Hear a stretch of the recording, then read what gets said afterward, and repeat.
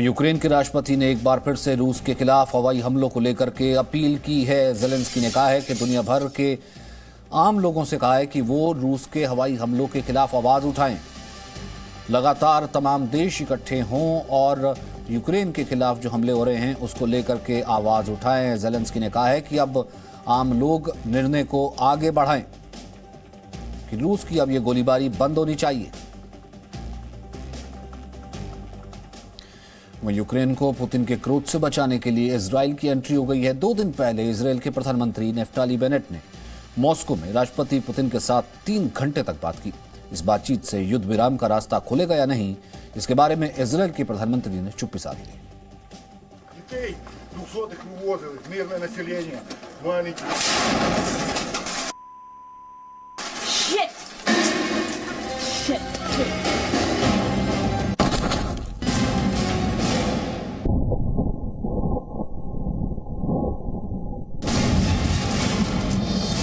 Ukraine पर रूस का हमला यूरोप और अमेरिका के साथ राष्ट्रपति पुतिन की डिप्लोमेसी फेल होने के बाद हुआ था। लेकिन कूटनीति के बारे में कहा जाता है कि इसके दरवाजे कभी बंद नहीं होते, सिर्फ दस्तक देने की जरूरत होती है।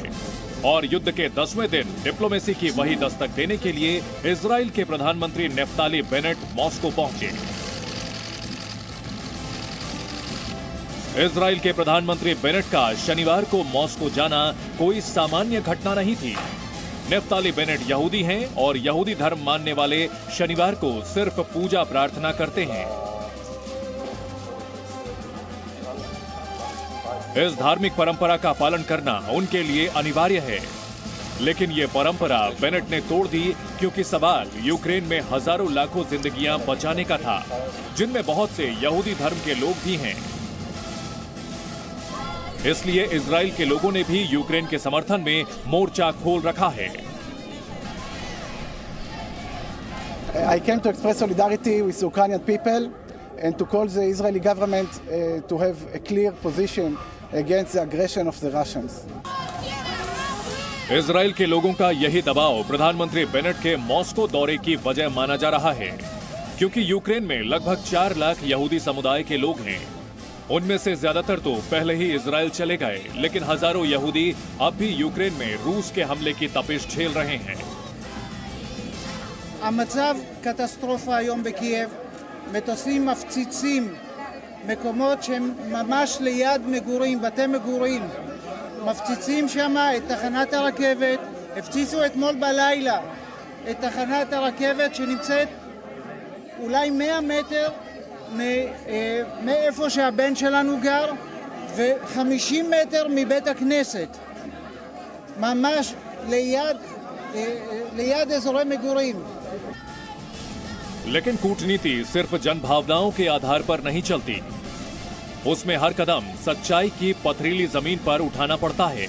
इसलिए इजराइल के प्रधानमंत्री ने मॉस्को रवाना होने से पहले फ्रांस के राष्ट्रपति इमैनुअल मैक्रों से बात करके ये समझना चाहा कि पुतिन के दिमाग में क्या चल रहा है, क्योंकि पुतिन को समझाने के जिस मिशन पर बेनेट नफ्ताली रवाना हो रहे थे, वैसी ही कोशिश पिछले महीने मैक्रों भी कर चुके थे।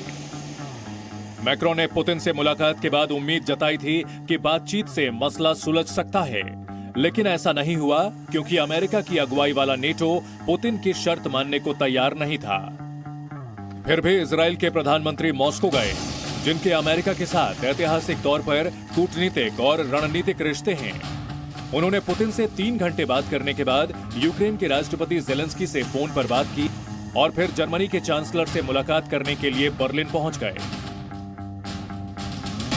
जर्मनी के चांसलर वो आखिरी राष्ट्राध्यक्ष थे जिन्होंने कूटनीति से युद्ध टालने की कोशिश की थी। पुतिन के सामने जर्मनी ने क्या प्रस्ताव दिया था और उस पर बात क्यों नहीं बनी, ये समझना भी इजराइल के पीएम के लिए जरूरी था। और शायद इसलिए उन्होंने अब तक न कोई बयान दिया है और न ही रूस को युद्ध विराम के लिए मना लेने का कोई संकेत दिया है, जबकि रूस लगातार आरोप लगा रहा है कि यूक्रेन खुद नहीं चाहता कि युद्ध खत्म हो। Постоянные, я бы сказал, такие озлобленные заявления господина Зеленского. Вот тут он разразился инвективами в адрес заседания НАТО. В общем-то, так сказать, немножко грубил он своим кураторам, обвинял их в бездействии.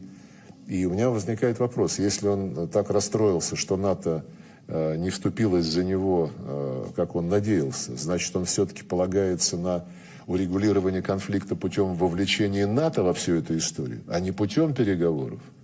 Значит, получается, что он не слышит. इजराइल नेटो का सदस्य नहीं है, इसलिए नेटो के देशों का रूस के साथ क्या रवैया है, इससे इजराइल का कोई लेना देना नहीं है। उसकी चिंता सिर्फ अपनी सुरक्षा के लिए है, जिसमें अमेरिका का रोल जितना महत्वपूर्ण है, उतनी ही अहमियत रूस की भी है। इजराइल की सीमा सीरिया से लगी हुई है, जहां गृह युद्ध चल रहा है। उस गृह युद्ध में ऐसे आतंकी संगठन भी शामिल हैं जिनके निशाने पर इजराइल है। वहीं रूस खुलकर सीरिया में बशर अल असद की सरकार के साथ है। सीरिया में रूस ने अपने सैनिक अड्डे भी बना रखे हैं और रूस की नाराजगी इजराइल की सुरक्षा के लिए ठीक नहीं है। इसका ख्याल भी इजराइल को रखना है। वो यूक्रेन को भी युद्ध में नहीं छोड़ सकता क्योंकि वहां यहूदी भी रहते हैं और इजराइल के संविधान के मुताबिक यहूदी धर्म के लोग दुनिया के चाहे किसी भी देश में हो, वो इजराइल के भी नागरिक होते हैं। इजराइल की इसी दोहरी मजबूरी की वजह से उसे रूस और यूक्रेन में सुलह कराने के लिए सबसे बेहतर शांति दूत माना जा रहा है। उसकी भावनाएं यूक्रेन के साथ जुड़ी हैं और राष्ट्रहित के लिए रूस का साथ जरूरी है। Bureau report, ji media. Presenting B News app, available on Google Play and App Store. Download it now.